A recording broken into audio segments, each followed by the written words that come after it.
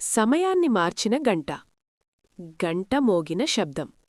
అరే, రాత్రిపూట స్కూల్ గంట ఎందుకు మోగింది? కిట్టు బెడ్ నుంచి లేచాడు. ఇది నిజమేనా అని ఆశ్చర్యపోయాడు. హలో కిట్టూ, నేను కలల కోసం మోగే గంటని. కిట్టు నవ్వాడు. గంట మాట్లాడుతుందా అన్నాడు.